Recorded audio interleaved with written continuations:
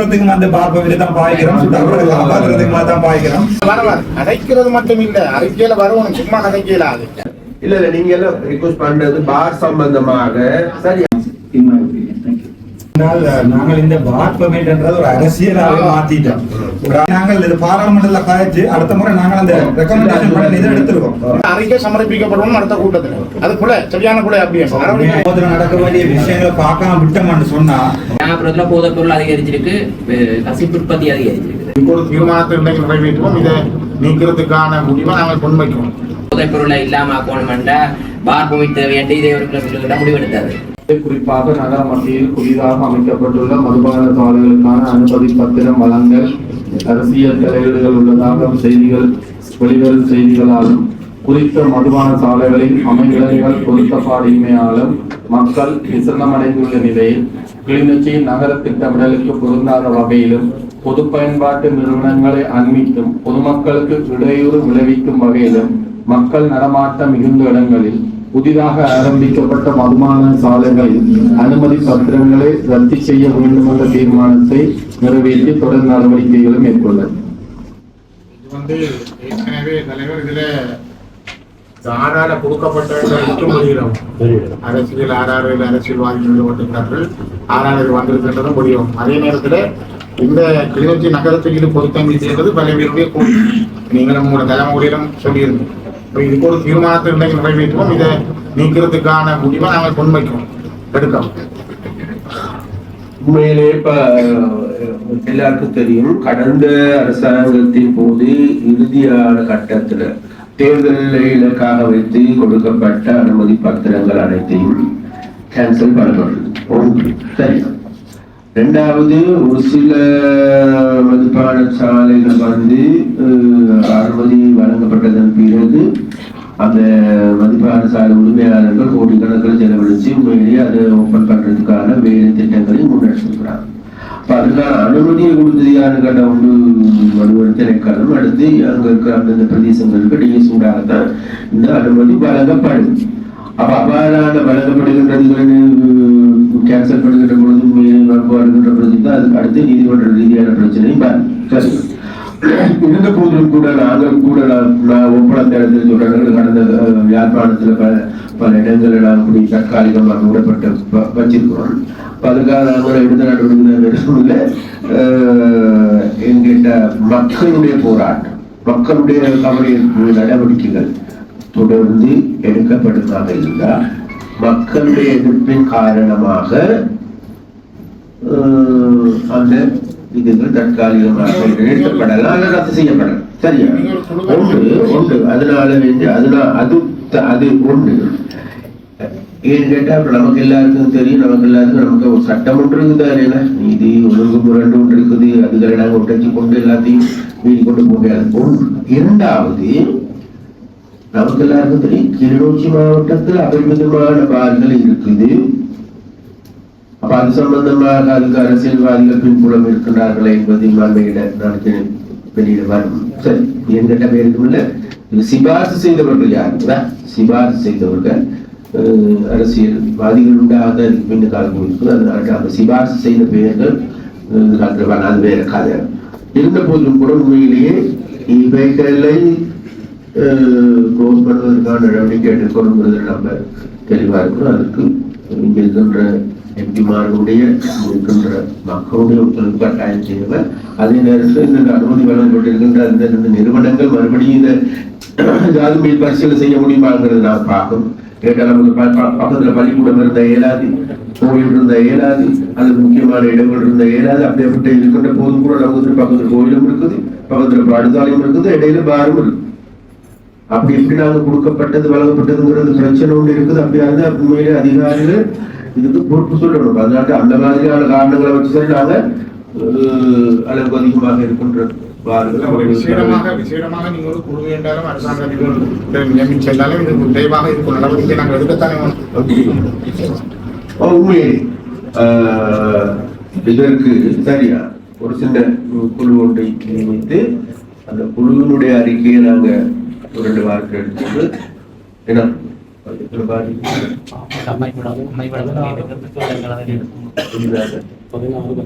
ஏற்கனவே அந்த அம்பல பெருமாள் சந்தி வட்டக்கச்சில போன்றதெல்லாம் மக்கள் கடிதங்களாக எடுத்து மூலம் தந்து இதுவரைக்கும் நடவடிக்கை எடுக்கப்படுகிறது.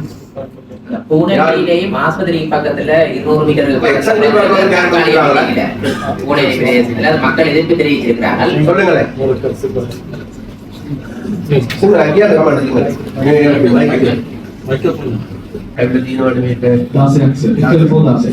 එතකොට ඒ 16 මෑත කාලේ අපි වනේ ඒ වඩ ජනතාව විරෝධයක් තියෙනවා. එකයි.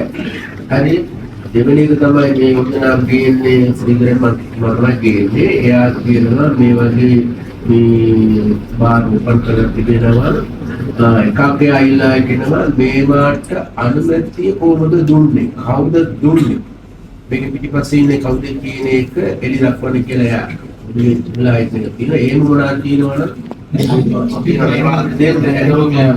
අපි කරන්නේ නිර්දේශයක් පමණයි. සභාපති නිවේදන 2024 අනුව යම්කිසි නව බලපත්‍රයක් ලබා දෙනකොට ඒකට අදාළ දින නීතිමය රෙගුලාසි වලට අනුකූල වෙනවද කියලා බලන එක තමයි සභාපති දෙපාර්තමේන්තුව කරන්නේ. එතකොට මේක කලින් අවුරුද්දවල 1996 එහාට තමයි කිම්මච්චියේ මුලින්ම බාහිර තිබිලා තියෙන ඒකේ වයින් ස්ටෝර්ස් මාර්ගයේ ඒවා. ඊට පස්සේ 2024 තමයි අලුතෙන්ම බාහිර නිකුත් කරේ රජයේ යට තීරණය කළේ. ඒක සභාපති දෙපාර්තමේන්තුවේ තීරණයක් නේ. ඔයගොල්ලෝ කියන්නේ අපි දන්නවා. ඔයගොල්ලෝගේ තීරණයක් නෙවෙයි. හරි. කොට ඔයගොල්ලෝ නිර්දේශ කරනවානේ. නිර්දේශ කරනවා නම් ඒකට මොනවද ගාමුවක් තියෙන්න ඕනේ නේද? ඒක ස්කෝලංග පොඩ්ඩක් පාර 16ම නිර්දේශ කරේ සාධාරණ මම ඒ කිසිම එකක් මේ සභාපති වේදන 2024 අනුව උල්ලංඝනය වෙලා නැහැ. නතර කළා ගන්න මඩපිට කියන්නේ 1996 දුන්නාට පස්සේ 2024ටම දීලා තියෙනවා. නගාරු මේ අන්තිමවා මේ 96 නැවතිලා තිබුණා සියලුම FL Pro වර්ගීවා. ඊට පස්සේ යුද්ධ කාලෙන් පස්සේ මම දන්නා තරමින් මම ලවුඩ් එකක් විතරයි නාම මම දන්නා තරමින් ඊට පස්සේ තිබුණේ අර පෝටල් බලපත්‍ර 3ක් විතරයි.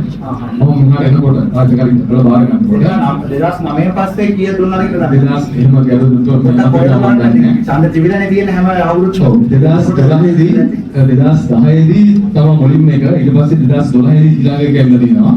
ඊට පස්සේ මෑත කාලේදී එකක් ඇවිල්ලා දෙනවා ඒ හෝටල් බලපත්‍රයක්.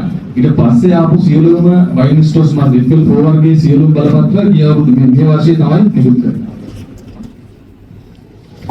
ගොඩනැගිල්ලට இந்த வருஷம் கூடுதலான பார்ப்போம் வழங்கப்பட்டது. கலந்துடன் 2010ஆம் ஆண்டு கொண்டு வந்தது 12ஆம் ஆண்டு கொண்டு வந்தது. அதற்கு கூடுதலான அதுக்கு முன்னுக்கு இருந்தது ஒரு சாதாரண ரெஸ்டாரண்ட்டுக்கு வழங்கப்படுகின்ற வழங்கப்பட்டு 2014 2024 ஆண்டு பிறகு பதினாறு நாள் சம்பந்தமாக தீர்மானமா நான் கொண்டு வந்தேன். இது அந்த வருஷம் அளவுக்கு முறை கொண்டு வந்து நிறுத்தவன் தீர்மானத்தை நான் முன்மொழிகிறேன். வழிமொழிஞ்சது நான் அதை வழிமொழி போதைப்பொருள் பாவனை அதிகரிச்சிருக்கிறது. கஞ்சா கசிப்பு உற்பத்திகள் கூட ஏரியால எல்லாம் கம்ப்ளைண்ட் பண்றாங்க. ஆனா இதுக்கு முதல்ல சொல்லியிருந்தவங்க இதே ஒருங்கிணைப்பு கூட கூட்டத்துல போதைப்பொருளை இல்லாம ஆக்கணும்டா பார் போயிட்டு தேவையாண்டு இதே ஒருங்கிணைப்பு முடிவெடுத்தாரு முன்னைய காலத்துல. ஆனா இப்ப அதுவும் இருக்குது இதுவும் இருக்குது. அதுக்குள்ள வந்து கிராமப்புறத்துல போதைப்பொருள் அதிகரிச்சிருக்கு, கசிப்பு உற்பத்தி அதிகரிச்சிருக்குது. ஆனா அதையும் கட்டுப்படுத்த இதுவும் இல்லை. பிரச்சனைக்கு மேல பிரச்சனை தான் வந்துட்டு இருக்குது. යාපන දිස්ත්‍රික්කයේ ලැබවර මහත්මයා එයාගේ කතාව තමයි විශේෂ පොලිසියට තමයි මේක කියන්නේ. මේ පැත්තෙන් කසිප්පු அப்படி ஒருங்கிணைப்பு குழு கூட்டங்கள் எங்கேயும் பார் பெர்மிட் வேணும்னு தீர்மானம் எடுத்திருந்தா அடுத்த கூட்டத்தை நீங்க அந்த அறிக்கையோட சமர்ப்பிக்கலாம். அப்படி இருந்தா அறிக்கையில வந்திருக்கும்.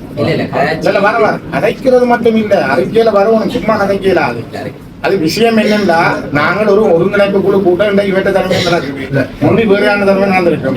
அப்படி ஒரு தீர்மானம் நிறைவேற்றப்பட்டிருந்தால் அந்த அறிக்கை சமர்ப்பிக்கப்படும் அடுத்த கூட்டத்தில். அது கூட சரியான கூட அப்படி என்றால் நாங்கள் இந்த பார் பெர்மிட் என்றது ஒரு அரசியலாக மாத்திட்டோம். ஒரு ஆளை சுடுறதுக்கு அந்த பார் பெர்மிட் தான் பாய்க்கிறோம், காப்பாற்றுறதுக்கு தான் பாய்க்கிறோம். உண்மையாவே நாங்கள் இது பாராளுமன்றத்தில் காய்ச்சி அடுத்த முறை நாங்கள் அந்த ரெக்கமெண்டேஷன் பண்ணி இதை எடுத்துருவோம்.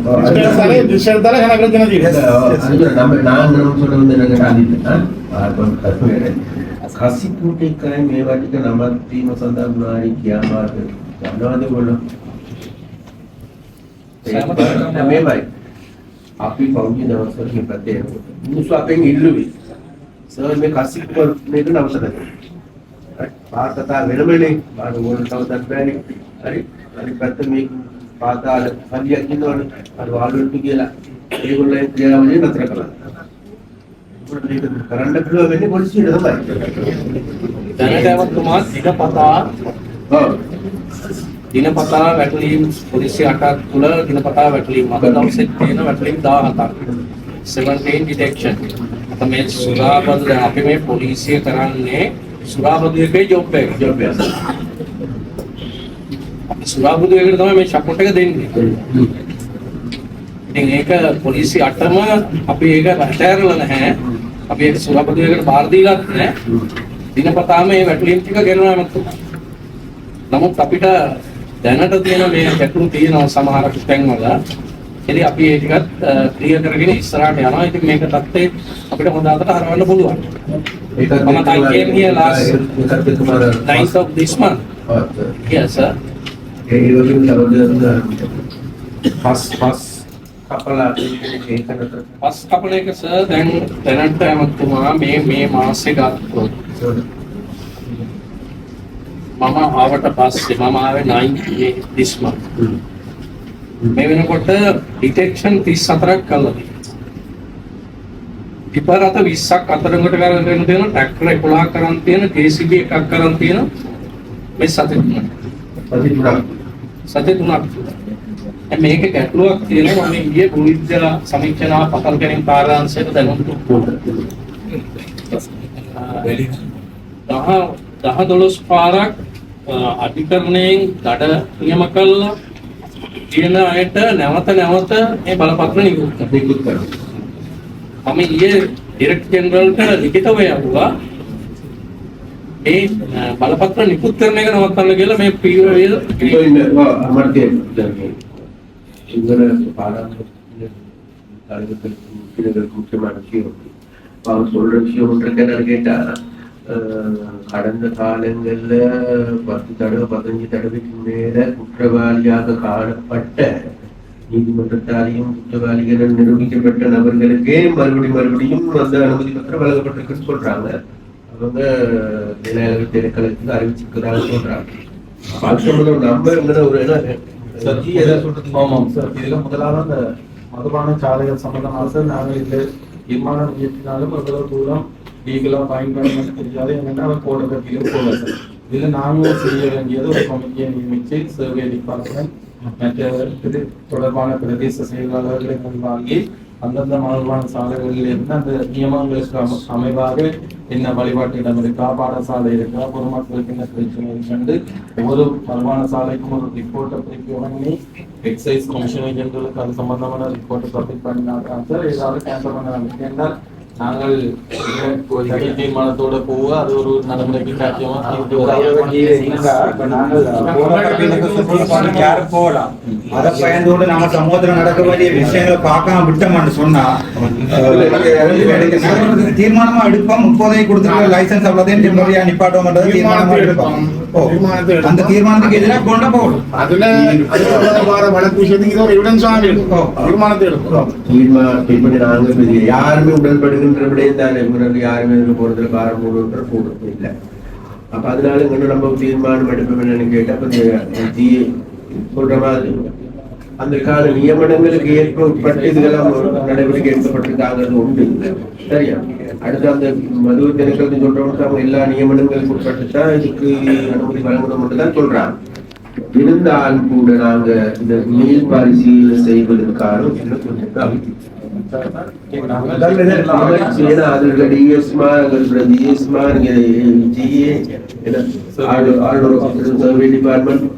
மதுவை திணைக்களத்துல எல்லாத்தையும் வரவழைச்சு நம்ம இதுக்கான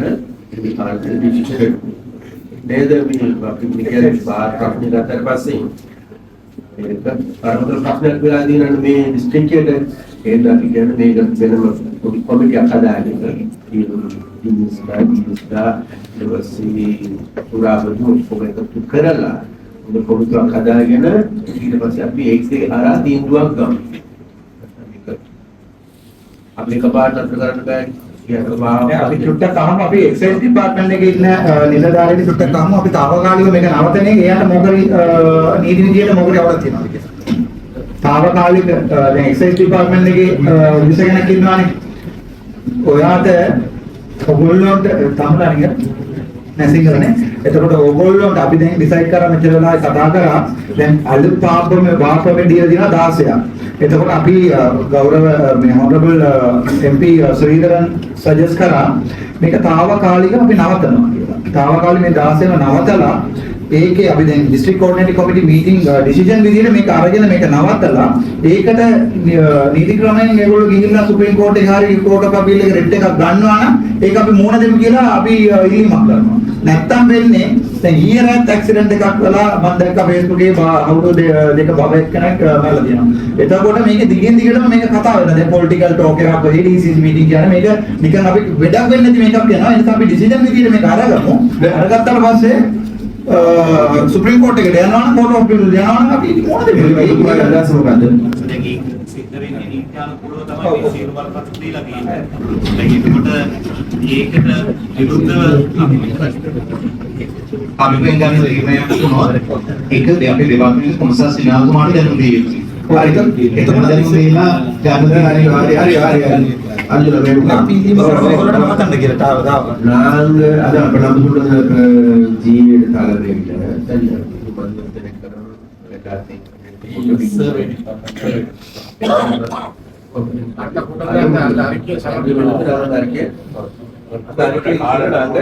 எதிர்காலங்கள் இதுகளை நிறுத்துவதற்கான நடவடிக்கை தலைவர்களே ஒரு மதுபான நிலையத்துக்கும் அடுத்த மதுபான நிலையத்துக்கும் இவ்வளவு தூரம் இருக்கும் என்ற ஒரு சட்டம் இல்லையா? பக்கத்துல உங்களை இருக்கலாம். ஒரு பெட்ரோல் சென்டருக்கும் அடுத்த பெட்ரோல் சென்டருக்கும் இடையில குறிப்பிட்ட தூரம் අතන සාමාන්‍ය ලෙසින් කාණ්ඩේ ඒ කියන්නේ බාර් දෙකක් අතර තියෙන උන දුර ප්‍රමාණ මොනවද කියලා තියෙනවා එහෙම එකක් නැහැ සර්. එහෙම ගන්න. එහෙම ගන්න. බාර් එකක් දෙන්න අයිලුම් ගමේ පාවට පස්සේ නොටිෆිකේෂන් එකේ තියෙන්නේ කිලෝමීටර් මීටර් 500ක් දැනට ඒක 250 බවට පත් වුණා නොටිෆිකේෂන් එකේ. නැත්නම් මීටර් 100යි. ඒකනේ වයිඩ් සෝස් එකකට අවශ්‍ය වෙන මීටර් 100ක ප්‍රමාණයක් තිබුණාම ඇති. මේ නීතිය වෙනස් කරන පාර්ලිමේන්තු එකේ මේ නීතිය වෙනස් කරලා ගැටලුවක් නැහැ. උදාහරණයකට මේ ගැටලුව වෙන්නේ. பார்ப்பதுமிக்க கலைஞருக்கு முதலாவதாக இந்த இங்க கிளிநொச்சி மாவட்டத்துல முக்கியமாக கசிப்பு காய்ச்சல் தான் மிகவும் மோசமாக இருக்கு.